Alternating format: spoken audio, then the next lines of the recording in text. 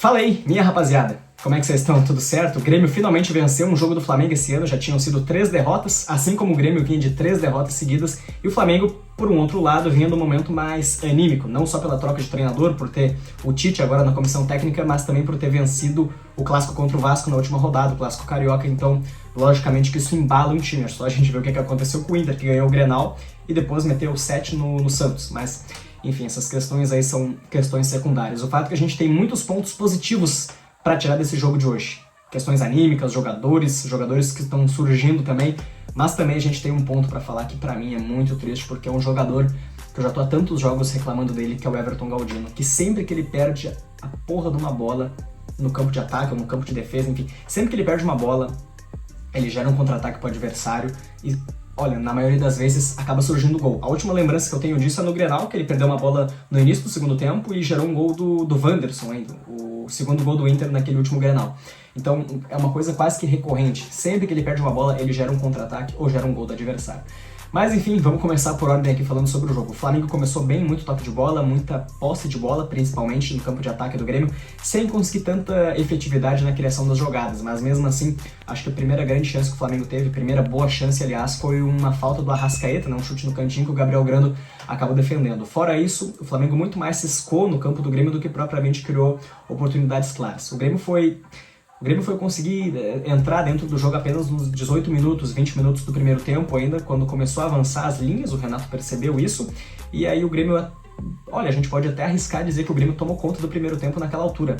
O Grêmio começou a trocar bola, trocar passes no campo de ataque, ainda cruzamentos para a área, pro João Pedro Galvão, ver se conseguia fazer alguma coisa, o Lucas Bezosi tentando também, mas também sem conseguir ser muito efetivo. O João Pedro Galvão novamente não teve uma chance clara de fazer gol. E evidentemente que isso acontece porque o Grêmio não estava... Tinha muitos jogadores ainda na linha de meio campo, mas não tinha propriamente um criador, já que o Cristaldo acabou sendo reserva nesse jogo, né? Inclusive no segundo tempo entrou muito bem. Mas não muda o fato que o Grêmio teve problemas de criação no primeiro tempo.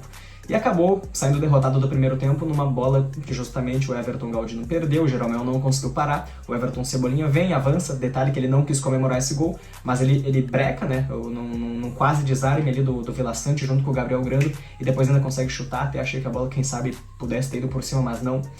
1-0 Flamengo naquela altura, e o Grêmio tomou esse gol justamente num dos piores momentos que um time pode levar um gol, que é acabando o primeiro tempo, porque daí, quando o jogo tá 0-0, você vai no intervalo, você já sabe como é que o adversário joga e consegue montar uma estratégia para ir pra cima do adversário. Isso aí teve que mudar muito na cabeça do Renato, porque tava se desenhando um 0-0 no primeiro tempo, e aí o seu jogador falha, perde a bola, gera um contra-ataque, você toma um gol, e aí você sabe que vai ter que colocar jogadores de ataque, justamente para ir pra cima, para não perder aquele jogo. E de fato foi o que o Renato fez. O Renato colocou o Ferreirinha no segundo tempo. Achei que ele colocaria no lugar do próprio Galdino, que como eu disse, enfim, partida catastrófica, mas não, ele colocou no lugar do Bezosi, que até estava tentando alguma coisa, é verdade, mas também sem conseguir ser muito efetivo. O fato é que o Ferreirinha entrou e mudou a partida, né? Mudou a partida.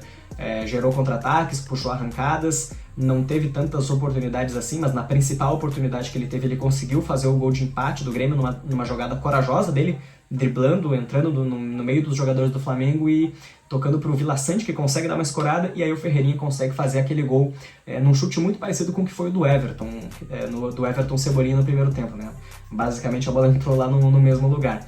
E aí o Grêmio ainda consegue ir pra cima, né? O Flamengo fez 2 modificações, eles colocaram o Bruno Henrique e o Gabigol, tinham começado na reserva, e aí o Grêmio continua indo pra cima ainda, mostrando seu ímpeto, sem dar muitas oportunidades pro Flamengo. O Gabigol hoje basicamente não apareceu no jogo, no que jogou. O Bruno Henrique também, acho que o lance que mais apareceu do Bruno Henrique foi uma falta que ele sofreu do Jeromel lá na entrada da área, que inclusive gerou um gol depois. Mas indo por ordem ainda, o Grêmio consegue fazer o 2-1 quando o Renato, novamente com a sua estrela, coloca o Nathan Fernandes. Cara, fiquei muito feliz por ele ter feito o gol, beijou o gramado, se emocionou, o primeiro gol dele como profissional. Eu nem sei quantos anos ele tem, acho que parece que é 18, né? Enfim, menino que tá surgindo da base e cara, que bom, que vingue muito. Acho que ele parecido até com o Sadio Mané, que era do Liverpool e agora tá lá no Al Nassr com o Cristiano Ronaldo. O fato que o Grêmio consegue fazer um gol com ele numa jogada em que o Cristaldo recupera a bola sobra pra ele no meio de campo, ele dá o passe por cima lá pro João Pedro Galvão, ou é pro André Henrique, agora eu não me recordo, aí tem uma dividida ali dentro da área, a bola sobra pro Nathan Fernandes, que de primeira chuta no cantinho, e o Grêmio consegue fazer o 2-1 naquela altura, e aí pouco tempo depois ainda consegue fazer um surpreendente terceiro gol, porque eu já não esperava que o Grêmio teria força sem o Soares ofensivamente para fazer 3 gols no Flamengo, mas mesmo assim conseguiu um gol do André Henrique daí, né, num arremesso inteligente do Reinaldo, onde o Vila Sante escora de cabeça e aí o André Henrique chega de primeira batendo, a bola ainda bate na trave do Rossi e entra 3-1 no Grêmio, 3-1 pro Grêmio naquela altura e a partir daquele momento eu só pensei, segurem o jogo, né? Ainda tinha o quê? Pelo menos 10, 12 minutos de jogo para acontecer, já contando os acréscimos, então ainda era um placar perigoso, querendo ou não, porque se o Flamengo fizesse um gol, o jogo incendiaria. E de fato o Flamengo fez um gol, como eu disse, o Jeromel fez uma falta lá no Bruno Henrique, que ia avançar, olha, tinha que fazer aquela falta mesmo.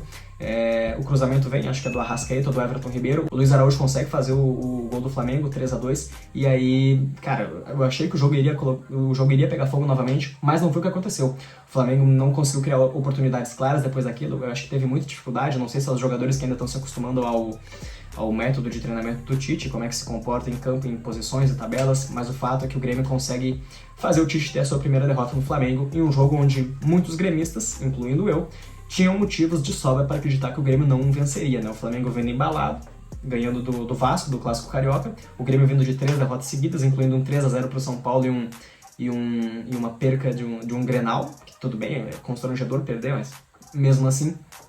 E o Grêmio conseguiu vencer esse jogo importantíssimo e agora sobe novamente na tabela de classificação e está ocupando a 6ª colocação, se classificando ainda para uma pré-Libertadores. Para vocês verem como as 3 derrotas seguidas do Grêmio para o São Paulo, Inter e Atlético Paranaense, né, foram graves. O Grêmio estava em quê? 2º, 3º colocado e mesmo assim desceu um monte. Mas com essa vitória, graças a Deus, o Grêmio conseguiu dar uma subida. E agora o próximo jogo é contra o América Mineiro, tudo bem que é fora de casa, mas é um jogo que, convenhamos, o Grêmio tem que ganhar. Tá falado, minha gente? Espero que vocês tenham gostado. Se gostou do vídeo, deixa o like aí, se inscreve no canal. Tamo junto e até a próxima.